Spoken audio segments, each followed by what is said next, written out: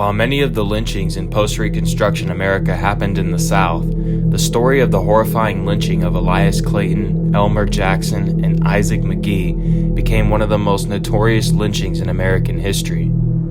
It was the John Robinson Circus that brought Elias Clayton, Elmer Jackson, and Isaac McGee to Duluth, Minnesota. They and other young black men were employed by the circus as cooks and laborers who performed a variety of physical tasks. Traveling by train, the circus was greeted by an eager crowd upon arrival in Duluth. They were in town for a free street parade and a day of performances on June 14, 1920. On the night of June 14th, Tuscan and Sullivan went to the circus in Duluth. That night, the pair walked to the rear of the main tent. It was unknown what happened next, but in the early morning of June 15th, Duluth Police Chief John Murphy received a call from James Sullivan's father saying 6 black circus workers had held the pair at gunpoint and then raped Irene Tuscan. Little evidence would be found to corroborate these claims. An examination of Tuscan that morning by a family physician showed no physical signs of rape or assault. 6 black men were immediately arrested by the Duluth police and held in the Duluth City Jail, located inside the police station on the corner of 2nd Avenue and Superior Street. Already reported in the local newspaper, news of the alleged rape spread quickly. That evening, a white mob estimated between 1,000 and 10,000 people gathered on Superior Street outside the police station. They met little resistance from the police, who had been ordered not to use their guns. Wielding bricks, the mob forced its way into the jail, tearing down doors and breaking windows. They only managed to break out 3 of the 6 men from out of their cells. After a sham mock trial, Clayton, Jackson, and McGee were declared guilty and taken to a light pole on the corner of 1st and 2nd Avenue East. Some tried to dissuade the mob, but their pleas were in vain. The 3 men were beaten severely and pelted with bricks and then lynched.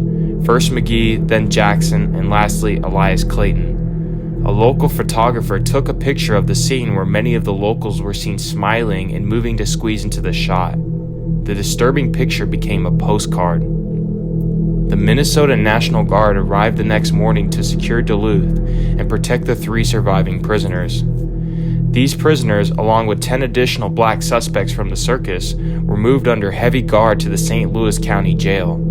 Though Duluth streets were now calm, not everyone felt safe. Black residents stayed inside and locked their doors, fearful of further violence. The lynchings made headlines in newspapers throughout the country. Many were shocked that such an atrocity would happen in Minnesota, a northern state. Many citizens of Duluth were also outraged. Dentist Milton W. Judy, a prominent black Duluthian, wrote, quote, "Duluth has suffered a horrible disgrace, a blot on its name that it could never outlive."